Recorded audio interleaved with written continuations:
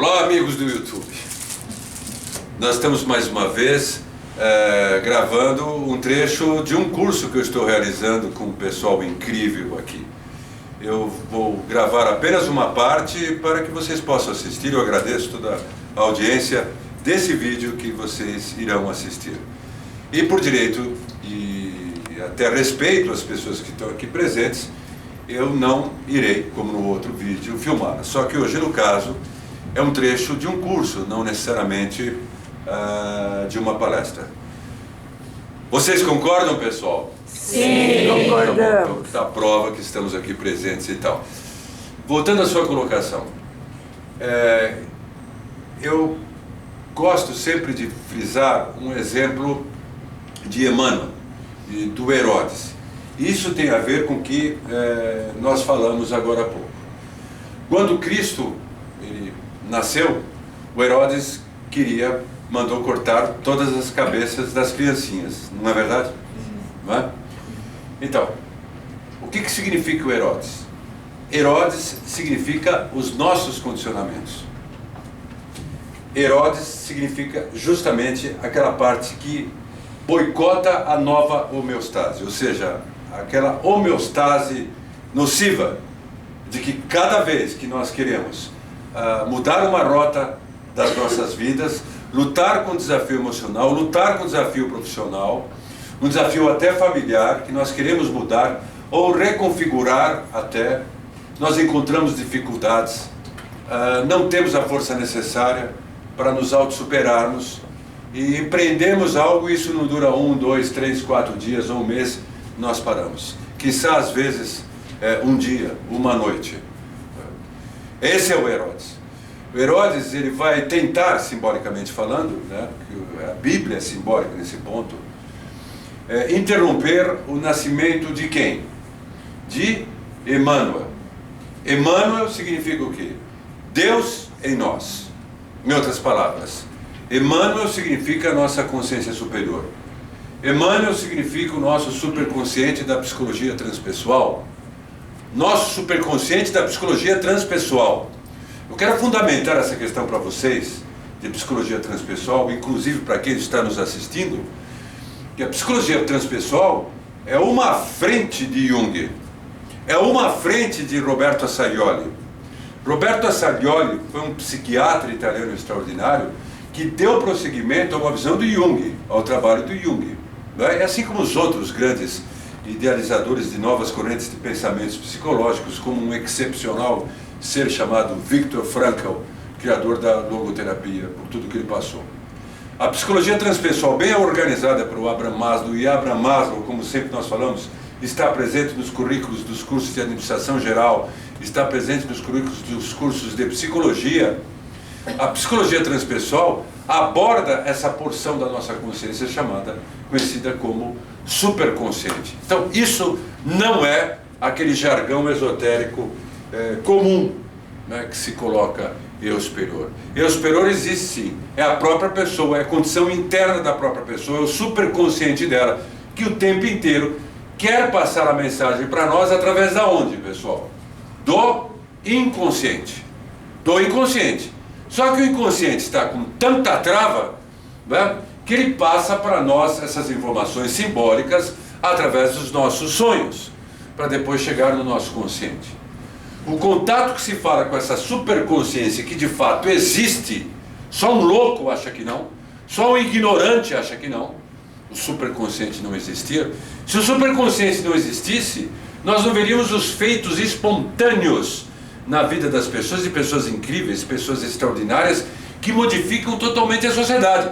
E vocês aqui, neste curso, que nós estamos fazendo junto, no caso, têm totais condições de fazer essas transformações na sociedade, na vida de vocês. Porque vocês falam essa língua, a língua que eu digo, não desse crer, mas desse saber da existência dessa porção superior das suas próprias consciências superconscientes. Então, o Herodes, ele quis boicotar, o Herodes que eu digo, a manifestação do superconsciente, ou seja, o Herodes representa condicionamentos nossos padrões comportamentais, aquilo que nós falamos. O karma é tudo que você não quer ser, de acordo com a Jump Fortune, da Sociedade da Luz Interior, que fique registrado aí. O Charles Fielding, que também faz parte dessa grande organização, que a sede está na Inglaterra. A Jump Fortune é uma grande psicóloga, uma pessoa extraordinária, e ela coloca assim: o karma é tudo o que você não quer ser. O destino é o que você quer ser. Então o karma impede que você realize esse destino. O karma, em outras palavras, é este Herodes. É um complexo de informações que nós trazemos em nosso DNA. É o Satã. Olha que vai para a web. É coisa importante. Satã nós não vemos como um ser. Isso é absurdo. Está justamente dentro do nosso DNA. É um programa no nosso DNA que nos trava na nossa evolução. Mas que programa seria esse? Seria que nem a inércia. Para nós andarmos, nós temos o centro da Terra, que é o peso, que é a força com que a Terra atrai toda a matéria para o seu centro. Para nós nos deslocarmos, nós temos o quê? A inércia. Então nós temos que dar um impulso, ter um movimento, e isso aqui ocasiona um atrito. Ao ocasionar esse atrito, nós andamos. Isso é o testador. Ou seja, essa dificuldade que está dentro da gente é para testar até que ponto podemos chegar. É para justamente nós treinarmos. É a mesma coisa que o indivíduo vai treinar lutas marciais, vai fazer uma academia.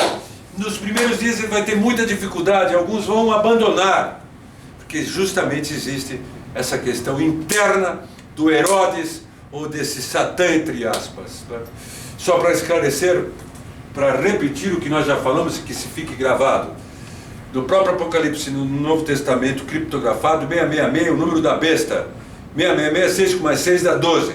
12 com mais 6 dá 18. 8 com mais 1 dá 9. 9 é o número da iniciação. 9 é o número da humanidade.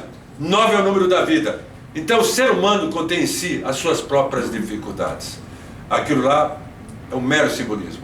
Então nós lidamos com essa dificuldade. Então o Herodes queria cortar a cabeça de todas as criancinhas. Ou seja, para encontrar o Cristo, que representa Emmanuel ao mesmo tempo, que representa essa consciência superior, que todo santo dia a gente quer que ela se manifeste em nossas vidas. E temos dificuldades, podemos ter dificuldades, que essa força superior, que essa consciência superior possa se manifestar em nossas vidas.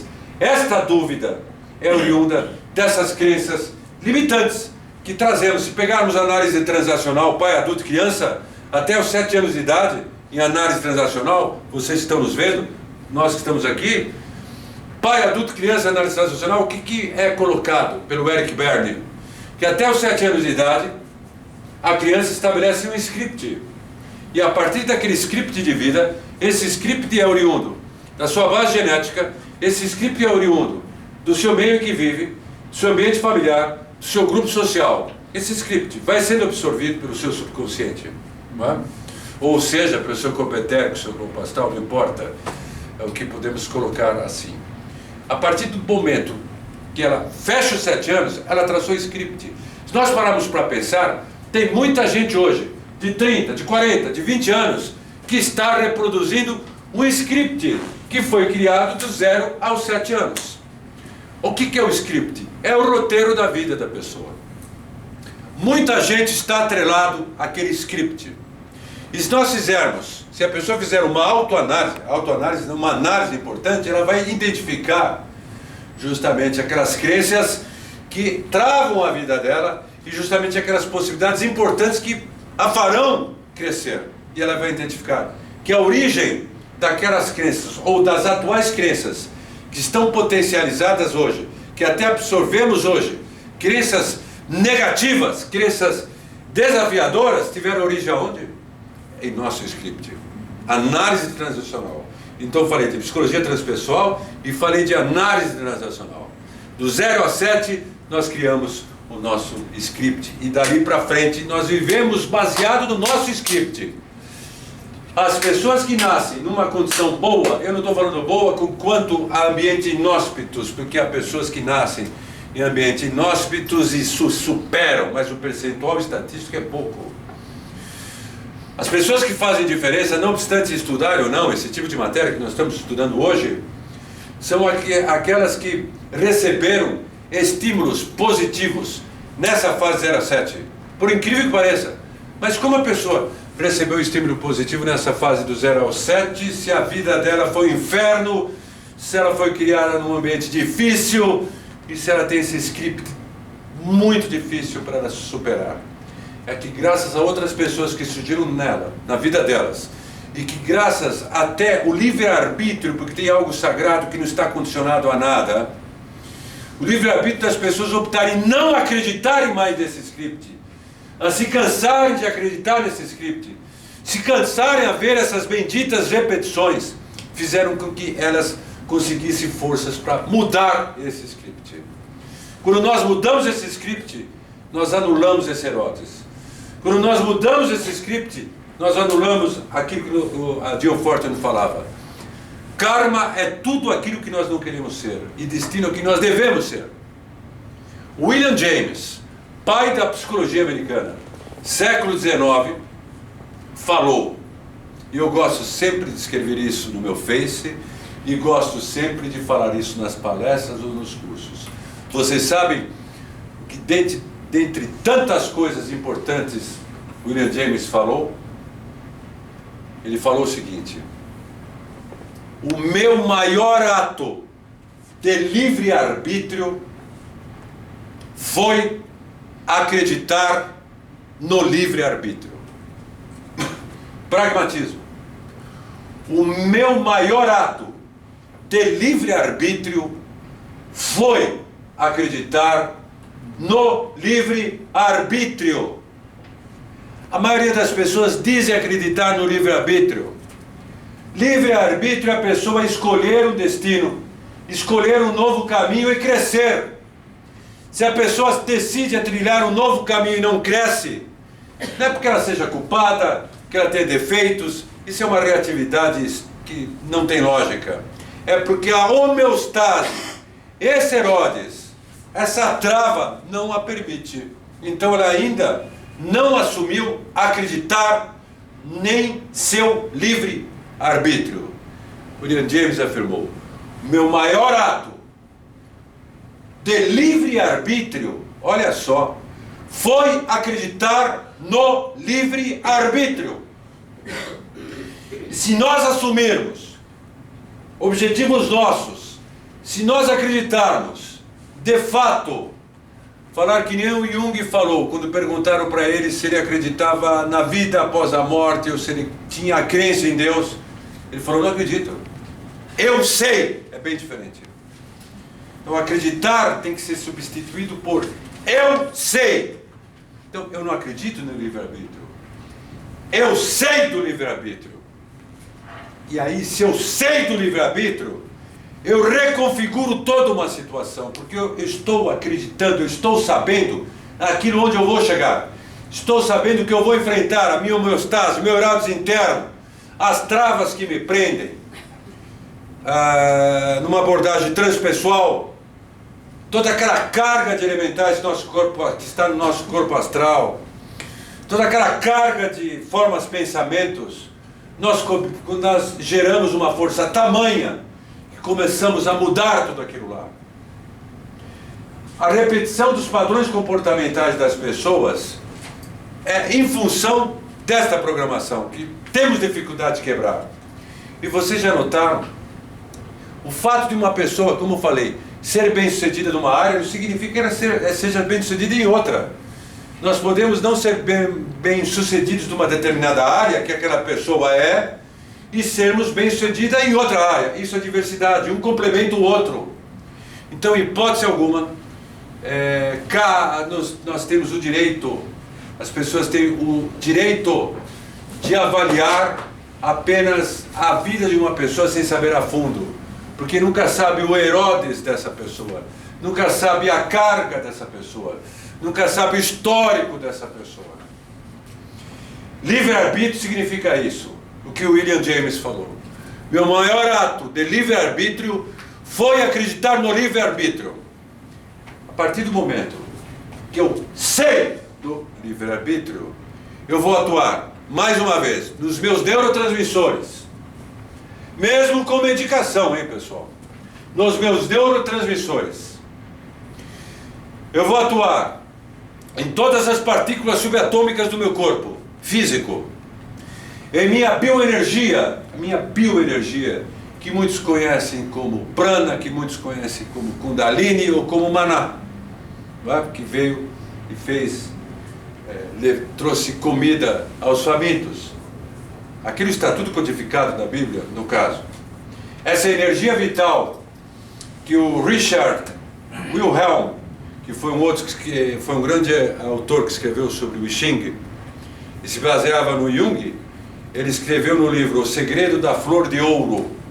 O Segredo da Flor de Ouro, o Richard Wilhelm, que tinha muita fundamentação junguiana, ele fala da circulação de energia, que existe uma prática taoísta da circulação de energia, ou do prana, ou da energia vital. Ou em Kabbalah, que nós conhecemos com o exercício do pilar do meio, que nós vamos circulando energia, enfim. Essa energia vital, ela flui quando há convicção. Essa energia vital, ela flui e modifica as crenças e limpa os elementais negativos, as nossas emoções travadas, que nos fazem culpar, andar e não sair do lugar, e culpa para lá e culpa para cá.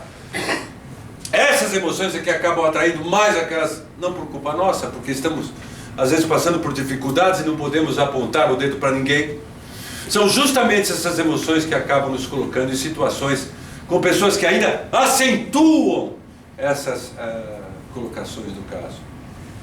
Ao lidarmos com esta bioenergia, através de um ato de vontade, que me lembra até um livro do Roberto Assarioli, Ato de Vontade, Dr. Roberto Assarioli, psiquiatra italiano, faz com que a pessoa comece a reconfigurar toda uma série de condições. Mas isso tem que ser um ato consciente, em que ela tem que se unir com tantas outras pessoas, redundância minha, que fortaleçam ela com esta ideia.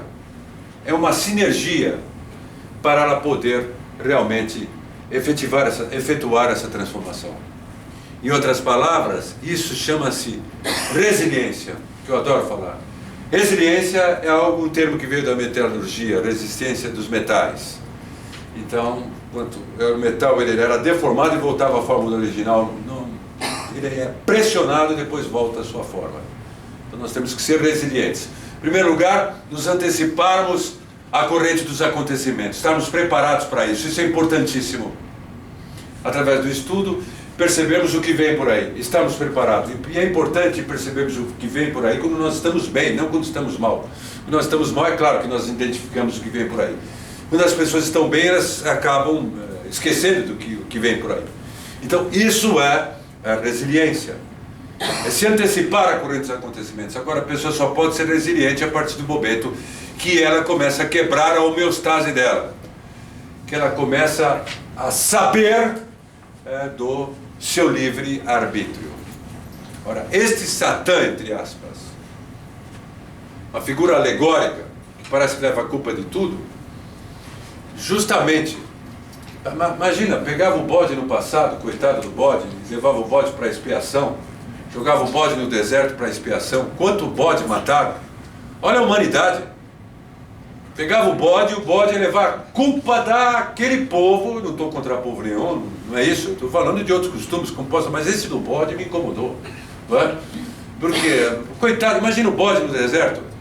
Sacerdotes jogavam a culpa de todo o povo em cima do bode e jogavam o bode da expiação. Daí que veio o termo, coitado do bode sofrendo no deserto, para limpar, vamos dizer assim, os pecados do povo.